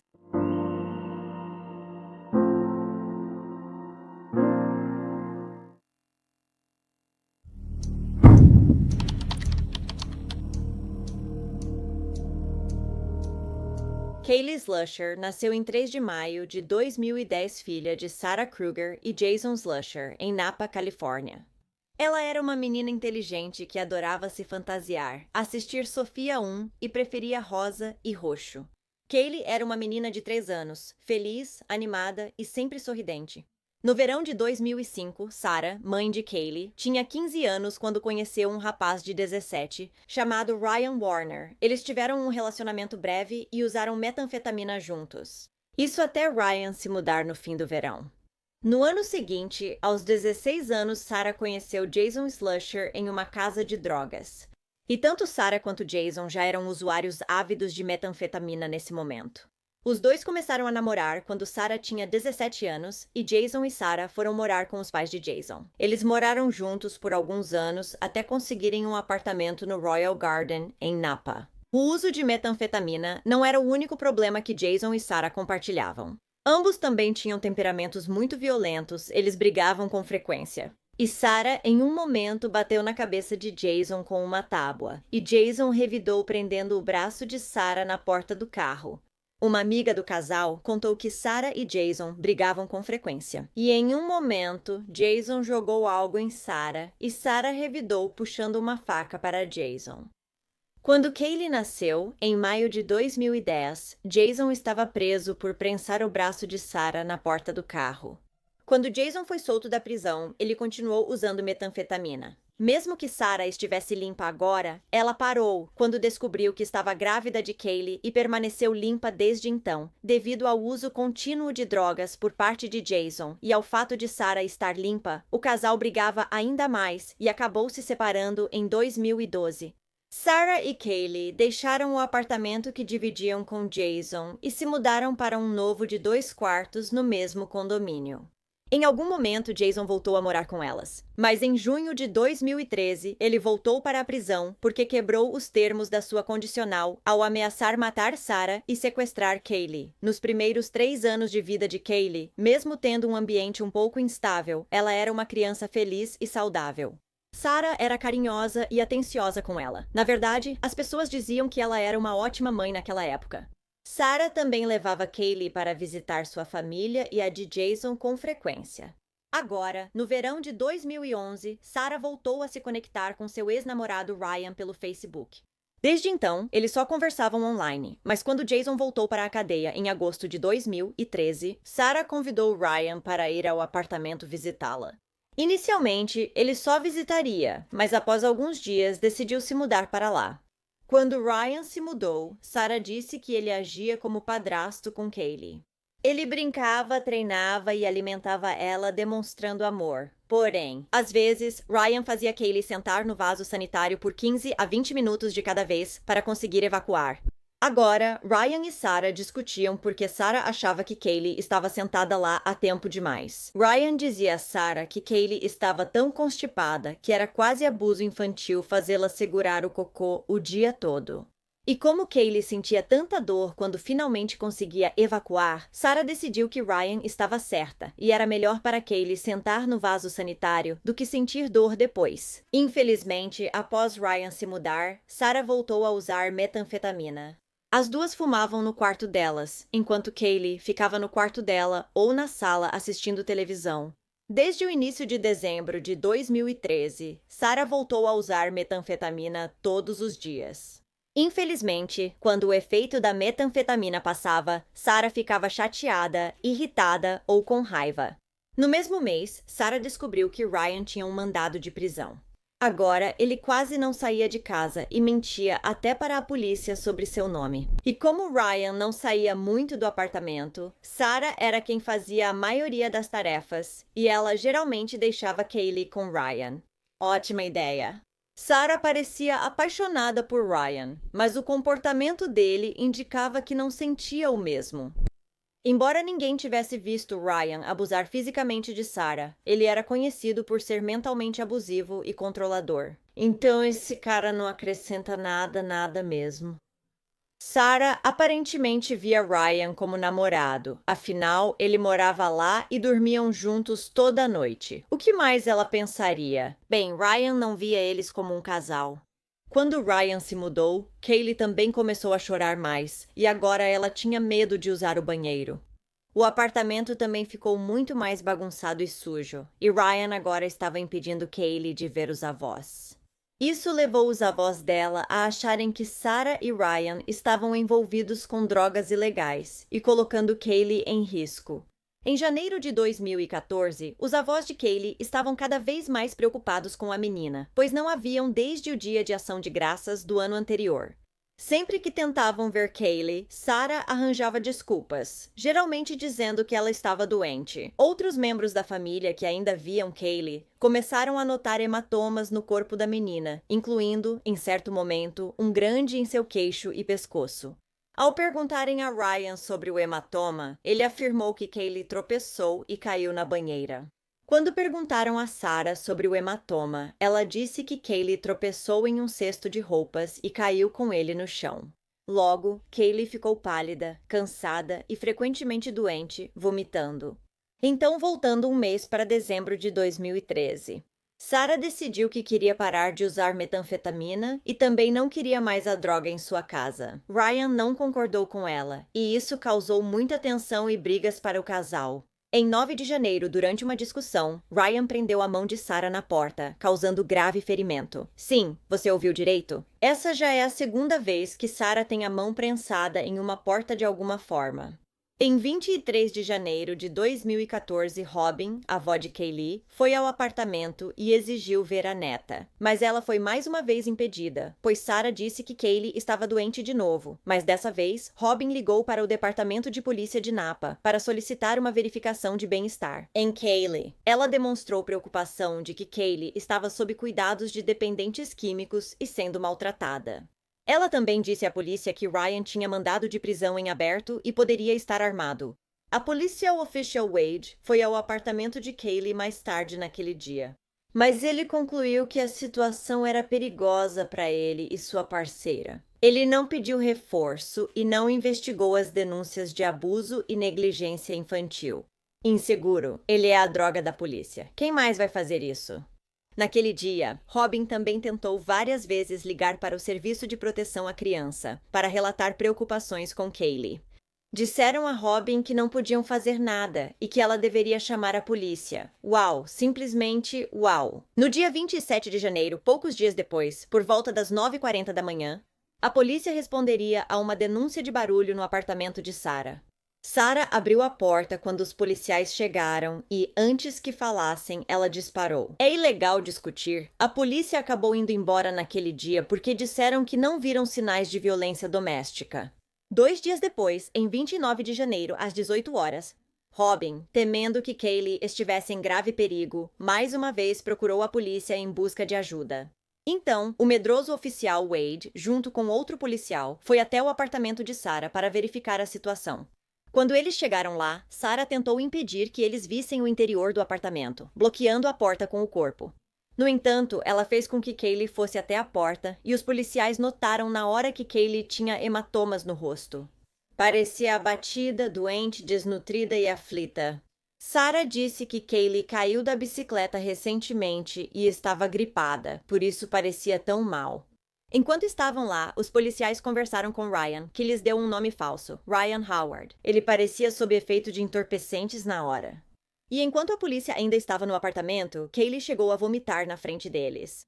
Sarah a levou correndo para o banheiro e pediu para os policiais saírem. Eles obedeceram sem fazer qualquer esforço para falar com Kaylee ou examiná-la fisicamente, que era justamente o motivo pelo qual a avó dela tinha ligado em primeiro lugar. Depois da visita da polícia, eles descobriram que Ryan Howard era, na verdade, Ryan Warner e que havia um mandado de prisão contra ele. Mas, apesar disso, assim como das observações que fizeram enquanto estavam no apartamento, a polícia não fez nenhum esforço para conseguir um mandado para voltar ao apartamento ou para prendê-lo. A policial Wade ligou para Robin, avó de Kaylee, e disse que Kyleth tinha comida e tudo parecia normal no apartamento. Ele também disse a ela que agora iria ficar de olho nas coisas. Se a polícia investigasse mais, teriam percebido isso. Ryan tinha um histórico criminal extenso que incluía agressão e posse de drogas. Ryan também já tinha uma ordem de restrição contra ele no passado por ameaçar matar sua ex-namorada grávida, além de fazer outras ameaças extremamente violentas contra ela. 2 dias após a verificação, Robin perguntou a Sarah se ela e Kaylee podiam almoçar juntas. Mas Sarah respondeu dizendo que elas iam para Santa Cruz no fim de semana. Uma amiga também estava no apartamento de Sarah no dia em que a polícia foi fazer a verificação de bem-estar, antes dos policiais chegarem. Sarah, Ryan e essa amiga estavam no quarto fumando metanfetamina. A porta estava fechada e Kaylee assistia desenhos na sala. Em um momento, Sarah saiu para a sala para ver como Kaylee estava. Mas ela a encontrou no banheiro bebendo de um copo que tinha Windex e tabaco dentro. Sarah pediu a Ryan que pegasse seu telefone para ligar para o controle de intoxicações. Ela então foi para a cozinha e começou a bater as coisas. Sarah voltou para Caleb e tentou fazê-la beber água e vomitar. Ela disse que precisava fazer isso porque o controle de intoxicações havia orientado. Em 30 de janeiro, o amigo pediu outro Percocet para Sarah, pois ela já havia dado um na noite anterior, mas não teve resposta. Ele mandou uma mensagem para ela no dia seguinte e dessa vez obteve uma resposta. Ela disse: "Oi, desculpa. Saímos da cidade por um tempo após o ocorrido na outra noite. Precisávamos de uma pausa. Era início da tarde, 1º de fevereiro. O policial de Napa, Roberto Chambers, foi até o apartamento de Sarah em resposta a uma denúncia anônima que receberam, dizendo que Kaylee estava em perigo. O policial entrou no apartamento com uma chave após ninguém atender a porta. Na cama dela, debaixo dos cobertores, estava o corpinho de Caleb. Apenas o rostinho dela estava visível. Parecia ferida e sangrava pelo nariz. Caleb parecia morta há algum tempo, com a pele gelada como gelo. O apartamento estava escuro, sujo e desorganizado. As cortinas estavam todas fechadas, e também havia tecido extracolado com fita ao redor das janelas. Também foram encontradas luvas de látex no chão. Agora, a cozinha estava uma bagunça imunda, e os policiais notaram que o freezer estava completamente vazio e que uma prateleira havia sido removida do freezer. Como esperado, Sarah e Ryan não estavam lá. A polícia tentou rastrear o celular de Sarah para encontrar o casal, mas como ela desligou o aparelho, não conseguiram. E naquela mesma manhã, por volta das 9 horas, uma vizinha viu Sarah e Ryan saindo do condomínio com várias malas. Na manhã de 2 de fevereiro, uma mulher sentada no saguão de um IHOP lia notícias no celular. E ela percebeu que as duas pessoas que apareciam na matéria tinham acabado de entrar no restaurante. Mas ao mesmo tempo, Sarah e Ryan ligaram novamente o celular dela. E eles viram que a polícia agora estava procurando por eles e saíram rapidamente. Mais tarde, a polícia de trânsito da Bay Area foi avisada que Sarah e Ryan, procurados pela polícia de Napa, foram vistos em um restaurante em frente a uma estação de trem BART.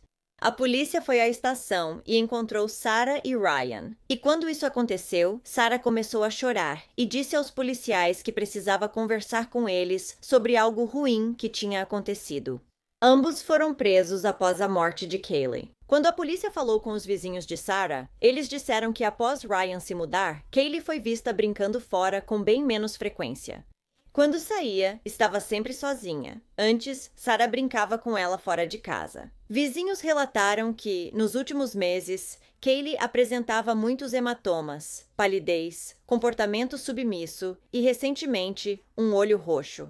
Vizinhos frequentemente ouviam gritos e brigas do apartamento de Sarah, cerca de uma semana antes de Kaylee ser encontrada morta. Uma vizinha ouviu algo grande bater com força na parede que compartilhavam. Outra vizinha de Sarah contou que já foi acordada várias vezes pelo barulho de uma porta batendo no apartamento dela.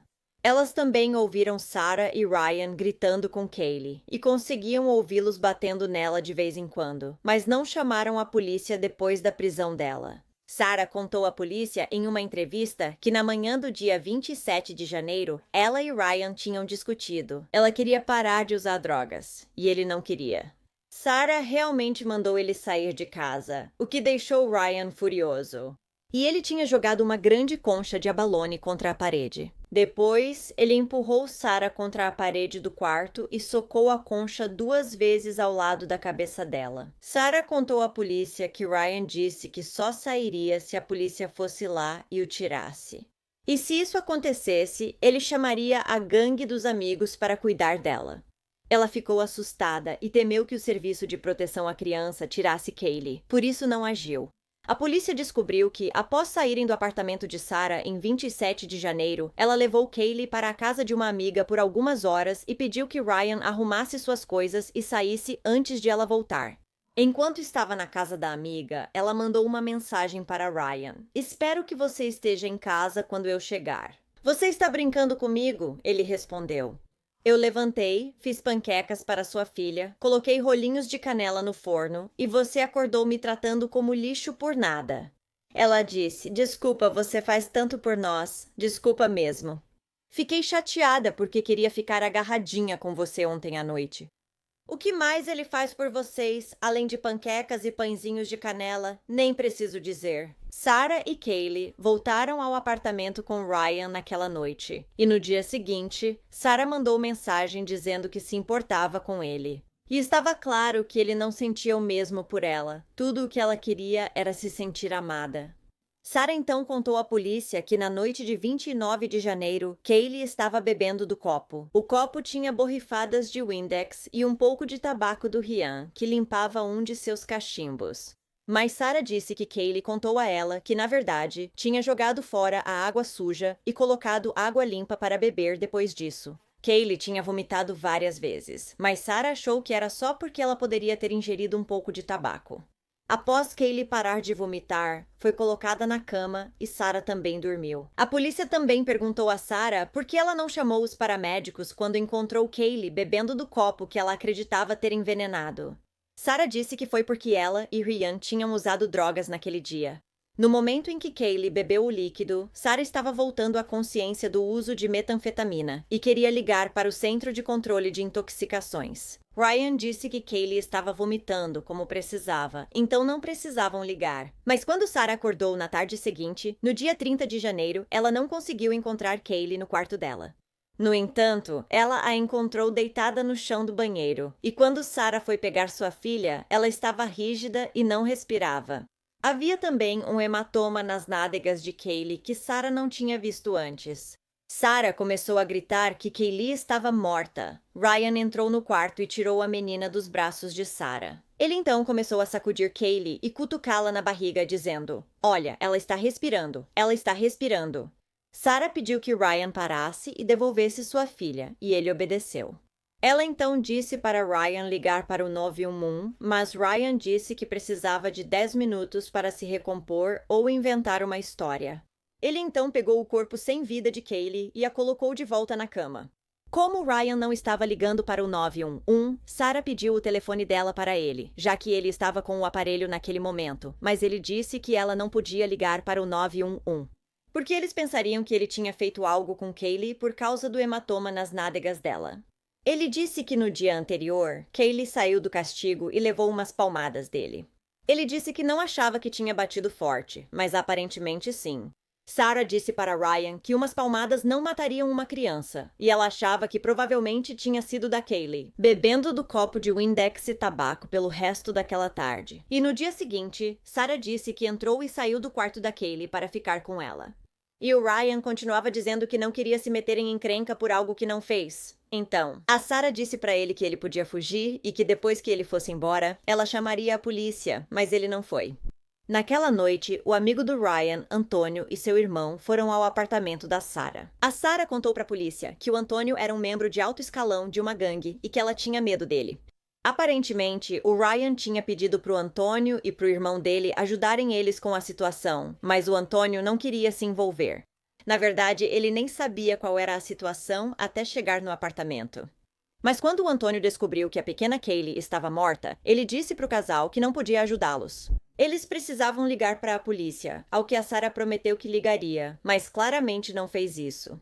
Após os homens partirem na manhã de 1º de fevereiro, Sarah disse que ligaria para a polícia. E o Ryan, na verdade, colocou o corpo da Kaylee no freezer da cozinha para preservar as evidências, acha a Sarah. Nessa época, ela desmaiou e só percebeu que o corpo da Kaylee estava no freezer cerca de 3 horas depois. Quando ela voltou também, naquele momento, ela disse que tirou a menina do freezer e a colocou de volta na cama, cercando-a com travesseiros, cobertores, brinquedos e livros. Depois disso, Sarah e Ryan voltaram a dormir por mais algumas horas. Ao acordarem, decidiram que era hora de partir. Então, elas saíram do apartamento e foram até uma loja de jogos próxima, onde tentaram vender um PlayStation 3 para conseguir dinheiro. Quando não tiveram sucesso, o casal vendeu o videogame a um amigo por uma carona até Valejo, onde pegaram um ônibus para São Francisco. Aqui, Ryan e Sarah disseram que caminharam um pouco. Depois foram a uma igreja para rezar e pedir ajuda a um pastor. Ligar para a polícia, mas a igreja estava fechada. Então eles basicamente disseram: "Ah, dane-se, vamos fugir", e foram para o aeroporto internacional de São Francisco.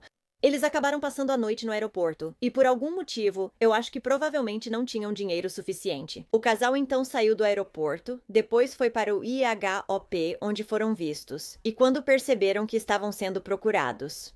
O casal atravessou a rua até a estação de trem BART e estava prestes a embarcar no trem, quando a polícia os encontrou e quando os policiais perguntaram para Sarah sobre os hematomas de Kaylee que haviam sido vistos no corpo da garotinha semanas antes de sua morte.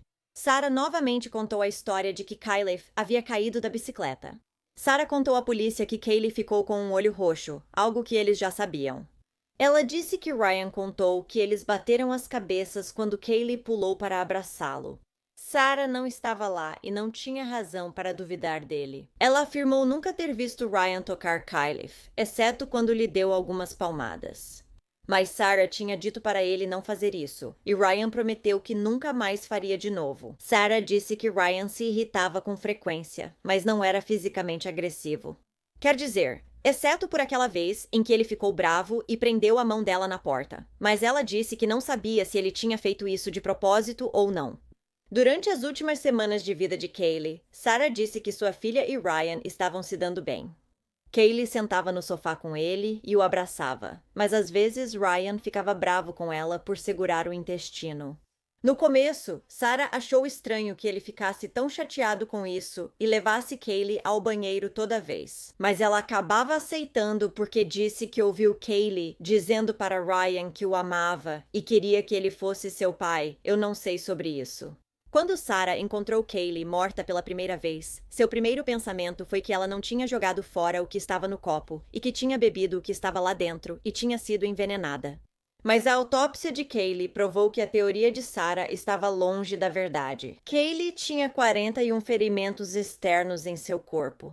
Havia várias lesões por objeto contundente e grandes hematomas no abdômen, costas e nádegas dela.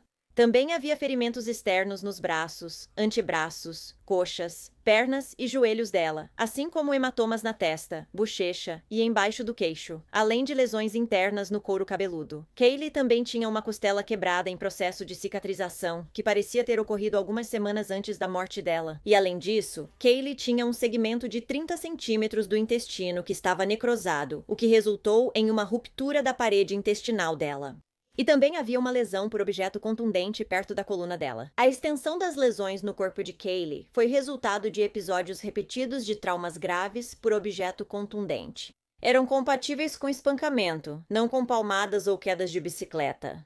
Durante a autópsia, também não foi encontrado nenhum sinal de constipação, doença abdominal ou ruptura espontânea. Kaylee também foi encontrada desidratada e levemente desnutrida. A causa da morte dela foi trauma abdominal e, como resultado, o tecido intestinal morreu e ficou perfurado, derramando o conteúdo no estômago de Kaylee, o que resultou em sepse e, em seguida, morte. Sarah Kruger, 23, e seu namorado Ryan Warner, 26, foram acusados de assassinato e agressão grave à criança com resultado de morte. Ao revisar o histórico de Sarah, viu-se que em 25 de janeiro, ela buscou um artigo sobre uma mulher suspeita de abuso infantil. Em 31 de janeiro, após a morte de Kaylee, buscaram cidades dos Estados Unidos da América com maiores populações. No interrogatório, Ryan Warner admitiu ter congelado o corpo de Kaylee após encontrá-la no chão do banheiro. Sem resposta.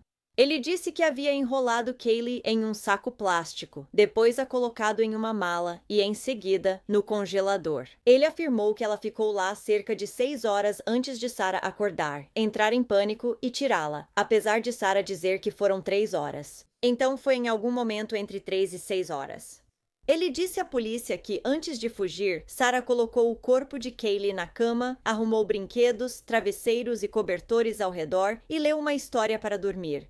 Em novembro de 2015, a Promotoria do Condado de Napa também acusou Sarah e Ryan de 2 acusações de assassinato. Desta vez, com a circunstância especial de tortura e agressão, resultando na morte de uma criança, com menos de 8 anos de idade.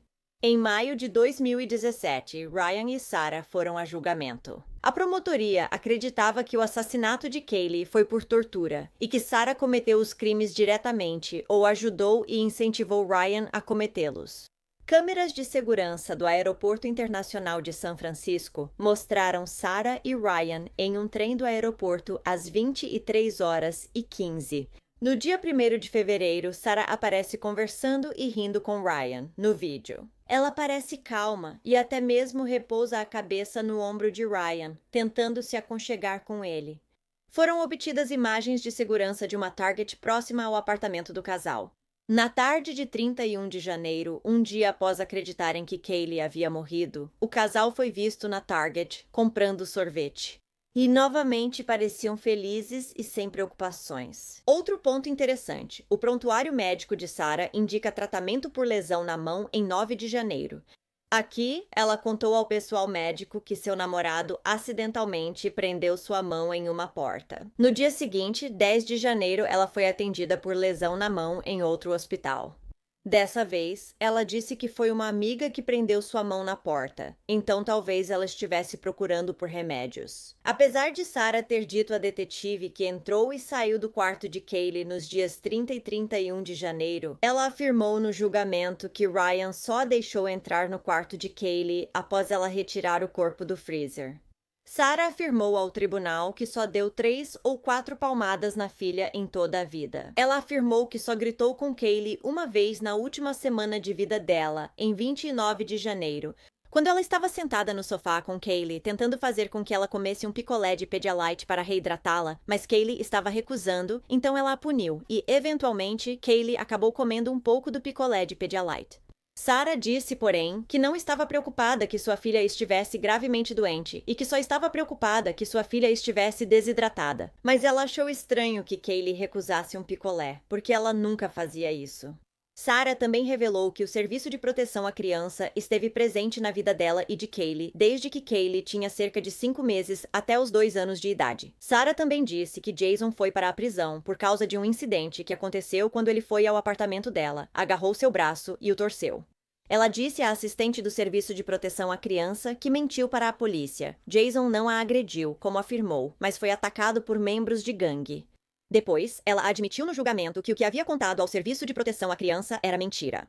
Na verdade, ela revidou quando Jason a agrediu e deixou marcas nele. Ela e Jason temiam problemas com o Serviço de Proteção à Criança e que Kaylee fosse retirada e colocada sob custódia do Estado. Uma médica diagnosticou Sarah com transtorno de estresse pós-traumático e sintomas depressivos, afirmando que ela viveu vários eventos traumáticos. O trauma de encontrar Kaylee morta levou Sarah a um estado dissociativo. A médica achava que a dissociação predominou nos primeiros dias após a morte e depois se tornou intermitente. Mas uma psiquiatra testemunhou que, embora houvesse um histórico de abuso com Jason que prejudicou o raciocínio e o julgamento de Sarah, ela não tinha esse mesmo tipo de histórico com Ryan, e não havia evidências de que o relacionamento dela com Ryan a tivesse afetado da mesma forma que o relacionamento com Jason.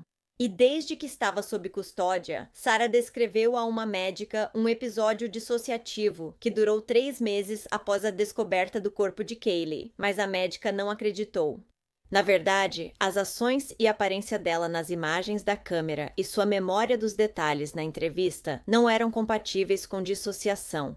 O júri considerou Ryan Warner culpado por assassinato com tortura e agressão, que resultou na morte de uma criança menor de 8 anos. Ele recebeu prisão perpétua sem liberdade condicional.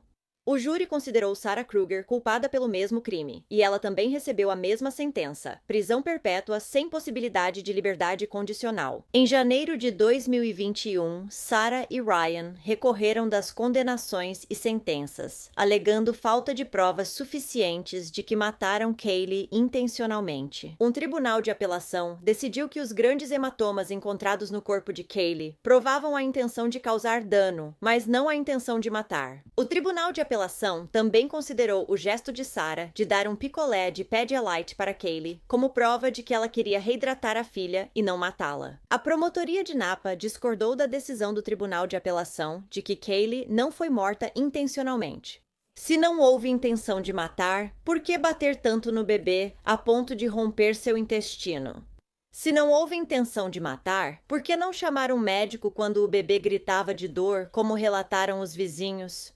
Se não quis matar, por que não chamou uma ambulância ao encontrar o corpo dela no chão? Apoio totalmente o veredito unânime dos 24 jurados do Condado de Napa, que tiveram coragem e bom senso ao chamar de crueldade abjeta o que foi. Com base nesses fatos, o tribunal concluiria que as provas do julgamento não bastaram para provar que eles mataram Kaylee intencionalmente. As acusações de circunstâncias especiais foram anuladas e ambos serão ressentenciados futuramente.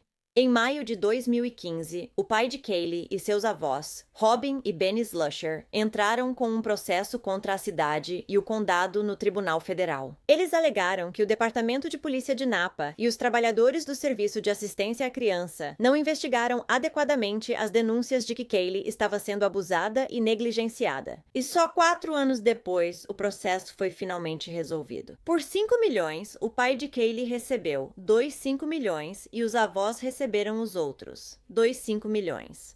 Pouco após a morte de Kaylee, vizinhos, comunidade, familiares e amigos fizeram uma vigília à luz de velas e montaram um memorial com flores, pelúcias e balões em frente ao apartamento onde ela morava. Kaylee teve um funeral privado e foi enterrada no cemitério Tulloch, condado de Napa. A tia de Kylie também arrecadou fundos para colocar um banco no Parque Camille, em Napa, em memória de sua linda sobrinha. Bem, obrigada por ouvir toda a história da Kaylee hoje. Essa pobre garotinha nunca teve uma vida realmente estável. Antes de Ryan aparecer, ela parecia feliz. Depois disso, aos olhos da mãe dela, era o Ryan e as drogas que vinham em primeiro lugar, não a filha. E pensar que ela morreu de uma forma tão dolorosa e brutal, enquanto a mãe dela deixava isso acontecer. Então, se você gosta de True Crime e quer me ouvir, não esqueça de clicar no botão de inscrever-se aqui embaixo e ativar as notificações também. Assim você vai saber quando eu postar um novo vídeo, que é de 2 a 3 vezes por semana. Obrigada por assistir ao Mundo Cruel hoje. Até a próxima, se cuidem, pessoal. Tchau!